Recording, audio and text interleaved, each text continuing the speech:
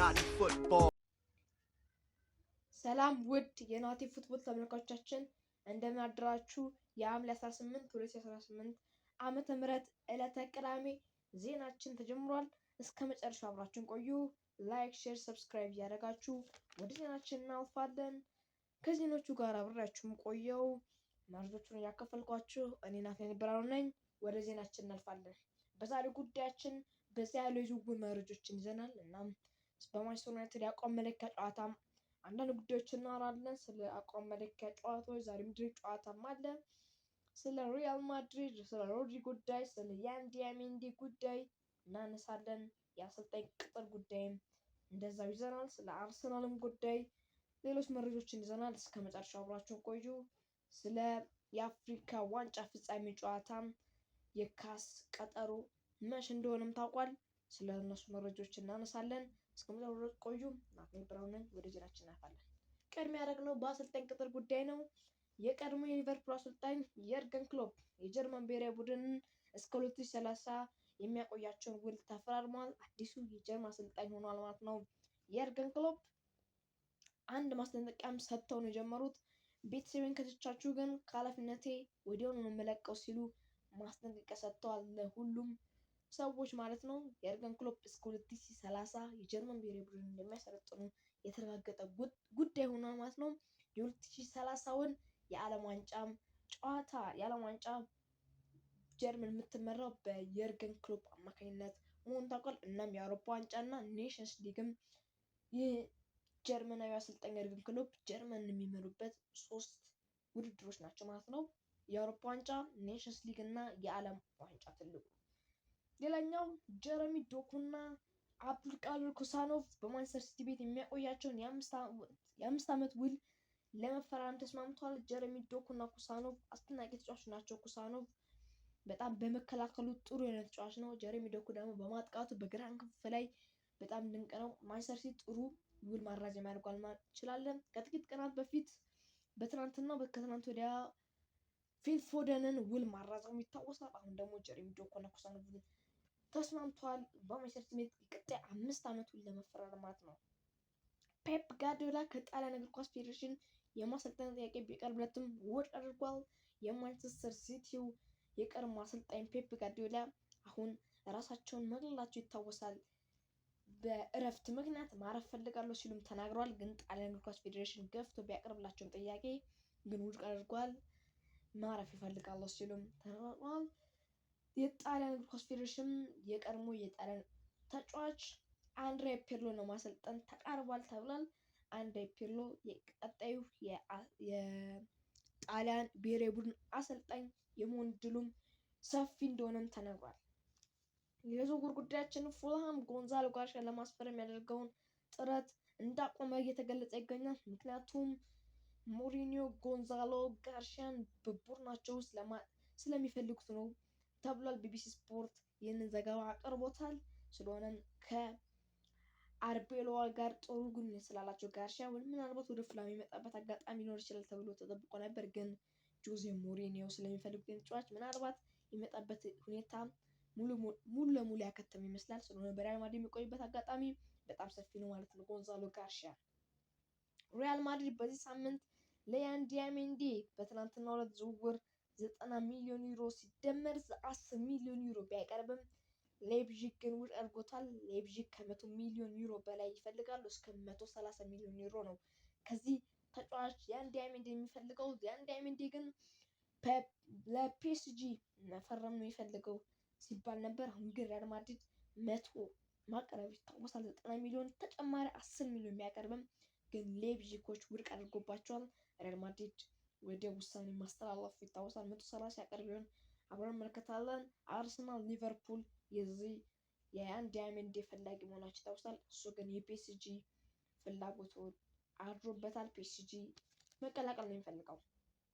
አርሰናል የተመለከተ ጉዳይ ስናነሳ አርሰናል ቪክቶር ዮኬሬስን ለአትሌቲኮ ማድሪድ ሸጠው እና አልቫሬዝን ወደ አርሰናል ሊያመጡ ይችላሉ የሚባሉ ወሬዎችን ተሰምተዋል። ቤን ጃኮብስም ዘግቦታል። ነገር ግን አትሌቲኮ ማድሪድ ለሀገር ውስጥ ክለብ አልሸጥም ብሏል። ለባርሴሎና ወይም ለሪያል ማድሪድ በተለይ ይህንን ተጫዋች አልቫሬዝ መሸጥ እንደማይፈልጉ ተገልጿል። ስለሆነም ምናልባት የእንግሊዝ ፕሪሚየር ሊግ ጥሩ ገንዘብ ካቀረበ የእንግሊዝ ፕሪሚየር ሊግ ቡድኖች ጁሊያን አልቫሬዝን ሊለቁ የሚችልበት አጋጣሚ ይኖራል ተብሎ ይጠበቃል። አርሰናል ቪክቶር ዮኬሬስን ለአትሌቲኮ ማድሪድ ሸጠው ጁሊያን አልቫሬዝን ሊያመጡ የሚችልበት አጋጣሚ አለ።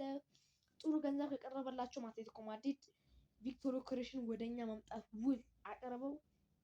ቪክቶር ዮኬሬስ ወደ አትሌቲኮ ማድሪድ፣ ጁሊያን አልቫሬዝ ወደ አርሰናል የሚመጣበት እድል ሊኖር ይችላል ተብሎ ይጠበቃል። አልቫሬዝ ወደ አርሰናል ይመጣል የሚለው ተጠባቂ ነው። በጣም አርሰናል በጥብቅ የሚፈለግ ነው። በአርቴታ በጣም በጥብቅ የሚፈለግ ተጫዋች አጥቂ ነው። ስለሆነ አርሰናል ምናልባት ሊመጣ ይችላል ተብሎ ይጠበቃል። አልቫሬዝ ወደ አርሰናል፣ ምናልባት ቪክቶር ዮኬሬስ ወደ አትሌቲኮ ማድሪድ ይህ ለውጥ ሊኖር ይችላል ተብሎ ይጠበቃል። ቹዋሜኒ ምናልባት ወደ ማንቸስተር ዩናይትድ ሊሄድ ይችላል ተብሏል። ምክንያቱም የማንቸስተር ሲቲው ስፔናርዱ አምበል ሮድሪ ወደ ሪያል ማድሪድ ከመጣ ማለት ነው። ቹዋሜኒ የዲፌንስ ሚድፊልደር እንደ ሮድሪ ነው። ማንቸስተር ዩናይትድም የዲፌንስ ሚድፊልደር በጣም ያስፈልገዋል ካስሜሮ በመውጣቱ ምክንያት። ስለሆነ ቹዋሜኒ ወደ ማንቸስተር ዩናይትድ የሚሄድበት አጋጣሚ ሊኖር ይችላል ተብሎ ይጠበቃል። ሮድሪ ወደ ሪያል ማድሪድ ከሄደ ቹዋሜኒ ምናልባት ወደ ማንቸስተር ዩናይትድ። ሪያል ማድሪድ ሮድሪ ለማስፈረም የመጀመሪያ ንግግር ጀምሯል ተብሏል። በጣም ትልቅ ውሳኔ ሊወስኑ የሚችልበት አጋጣሚ ሪያል ማድሪድ በሮድሪ ላይ ይኖራል ተብሏል። ስለሆነም ሮድሪም ፍላጎቱ ሪያል ማድሪድ ነው። በማድሪድ ከተማ ነው የተወለደው ሮድሪ። ስለሆነ ሪያል ማድሪድ ፍላጎት እንደሆነ እንደሚታወቅ ነው። ሪያል ማድሪድም የሮድሪን ጉዳይ ለመመርመር ማንቸስተር ከተማ ሳይደርሱ አይቀርም ተብሏል። ስለሆነም ንግግርን ጀምሯል ተብሏል። ሮድሪ ምናልባት ወደ ሪያል ማድሪድ የሚሄድበት አጋጣሚ ይጠበቃል። ማንቸስተር ሲቲም ከሪያል ማድሪድ ቢቀርብላቸው ትልቅ የዝውውር ጥያቄ በመጠባበቅ ላይ እንደሚገኙ ተዘግቧል። ሪያል ማድሪድም ትልቅ ዝውውር እንደሚያዘጋጅ ይጠበቃል። ሌላኛው የካስን ጉዳይ እናነሳለን። ሴኔጋል ከሞሮኮ የአፍሪካ ዋንጫ የፍጻሜ ጨዋታ ላይ ሴኔጋል ብታሸንፍም ነገር ግን ሴኔጋሎች ጨዋታን አቋርጠው ከሜዳ መውጣታቸው ተከትሎ ጨዋታው ድጋሚ ቀጥሎ መረባበሽ ተከስቶ ድጋሚ ቀጥሎ ጨዋታው ሴኔጋል 1-0 በፓፔጉዌ ጎል ማሸነፍ ችለው ነበረ። ሞሮኮ ግን ይህን ድርጊት ወደ ካስ መውሰዱ ይታወሳል። ካስም ውሳኔ የሚሰጥበትን ቀን ይፋ አድርጓል። መስከረም 28 2019 በዋና መቀመጫው ስዊዘርላንድ ሉዛን ከተማ ይፋ ይደረጋል ተብሏል። በዝግ ነው፣ ማንም ሰው አይገኝም። ያቀረበም ሰው ስለሌለ መስከረም 28 2019 በስዊዘርላንድ ሉዛን ይህ ውሳኔ ይጸድቃል ተብሎ ይጠበቃል። ካስ ሴኔጋል አሸናፊ ያደርጋል ወይስ ሞሮኮ አሸናፊ ያደርጋል የሚለውን ተጠባቂ ነው። መስከረም 28 2019 ዓ.ም ይታወቃል ማለት ነው። ክሬሴንሲዮን ሰመርቪል ከዌስትሃም ዩናይትድ በመልቀቅ በ4 ዓመት ኮንትራት አላት በይፋ ተቀላቅሏል። ዌስትሃም ዩናይትድ ከተጫዋቹ ሽያጭ ከ70 ሚሊዮን ዩሮ በላይ ማግኘቱ ተገልጿል። ለሻምፒዮንሺፕ ቡድን ዌስትሃም የወረደ ዌስትሃም በጣም ትልቅ ገንዘብ ነው። በሰመርቪል ያገኘው 70 ሚሊዮን ዩሮ ማለት በጣም ትልቅ ገንዘብ ነው። ስለሆነ ሰመርቪል መስማማቱ ታውቋል ማለት ነው። ዌስትሃም እና አልሂላል መስማማታቸው ቀድሞም ተገልጾ ነበረ። አሁን ግን ሰመርቪል ተስማምቶ ወደ ሳውዲ ክለብ አልሂላል ተቀላቅሏል ማለት ነው። ወደ አቋም መለኪያ ጨዋታዎች ወደ መጨረሻ ጉዳያችን ስናልፍ ማንቸስተር ዩናይትድ በትናንትናው ዕለት ከሮዘንበርግ ጋር ያደረገው የወዳጅነት ጨዋታ አድርጎ 5-0 በሆነ ውጤት አሸንፏል። በመጀመሪያው ወደ ጨዋታው ዩናይትድ እንግዲህ በሬክሳም ባልተጠበቀ ሁኔታ 1-0 መሸነፍ ይታወሳል። ምቤሞ፣ ሉክ ሾው የመሳሰሉ ተጫዋቾችን ይዞ ተሸንፎ ነበር። አዲሱ ፈራሚ ሳንቾስም ገብቶ ነበር፣ ግን ሽንፈት አስተናግደው ነበረ።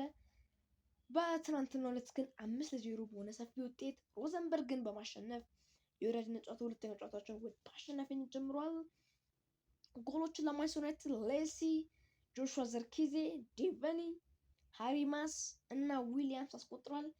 ከጆሹዋ ዘርኪዜ ውጪ 4 ጎሎች ያስቆጠሩት የማንቸስተር ዩናይትድ የታዳጊ የአካዳሚ ተጫዋቾች መሆናቸው ለማንቸስተር ዩናይትድ ጥሩ ይመስላል። ጥሩ ፍሬ ያላቸው ተጫዋቾች ናቸው። ማንቸስተር ዩናይትድም ወደ ቀጣዩ የወዳጅነት ጨዋታ ይሄዳል ተብሎ የሚጠበቃል። እናም 5-0 በሆነ ሮዘንበርግን ማሸነፍ ችሏል። ሁለተኛው ወዳጅነት ጨዋታ በጣም ጥሩ ፐርፎርማንስ አሳይቷል ማንቸስተር ዩናይትድ ማለት ይቻላል። በትናንትናው ጨዋታ በሰፊ ጎል ልዩነት ነው ያሸነፉት 5-0። እናም ደግሞ በጣም አስደናቂው ጉዳይ ደግሞ 4 ጎሎች በታዳጊ ተጫዋቾች ማስቆጠራቸው በጣም ለማንቸስተር ዩናይትድ ጥሩ ዜና ነው ተብሎ የሚጠበቀው። በመጨረሻ ጉዳያችን ዛሬ ለሊት 7 ሰዓት ላይ ሊቨርፑል ከሰንደርላንድ በወራጅነት ጨዋታ ይጫወታሉ። ሊቨርፑል ከሰንደርላንድ የሚያደርጉት የወራጅነት ጨዋታ ዛሬ ለ7 ሰዓት ይደረጋል። የወራጅነት ጨዋታ ይደረጋል። የዛሬው እንግዲህ ተመልካቾቻችን የዛሬው ስፖርታዊ ዜናችንን በዚህ እናጠናቅ። ብዙ መረጃዎችን አነሳን፣ የዝውውር መረጃዎች እናም የአሰልጣኝ ቅጥሮችንም አነሳን። የወዳጅነት ጨዋታዎችን ማሳየት ስለ ማንቸስተር ዩናይትድ ሮዘንበርግ ማሸነፉንና ሊቨርፑልም ዛሬ ሌሊት 7 ሰዓት ላይ ከሰንደርላንድ የሚያደርገውን ጨዋታ አነሳን ጠቁምናችሁ። ውድ የፉትቦል ተከታታዮች የዛሬውን የማልዳ ስፖርት ዜናችንን ይመስል ነበረ። ነገም በሌላ በትኩስ ዜናችን እንመለሳለን። ዛሬ ማታ 1 ሰዓት ላይ ትንታኔ እናቀርባለን። ዛሬ ጠብቁ። ላይክ፣ ሰብስክራይብ እያደረጋችሁ ሰላም አሉ። ከዜናችን ጋር አብራችሁ ቆዩት። መረጃዎችን በማካፈል እኔ ናትናኤል ብርሃኑ ነበርኩኝ። ሰላም አሉልኝ። አመሰግናለሁ።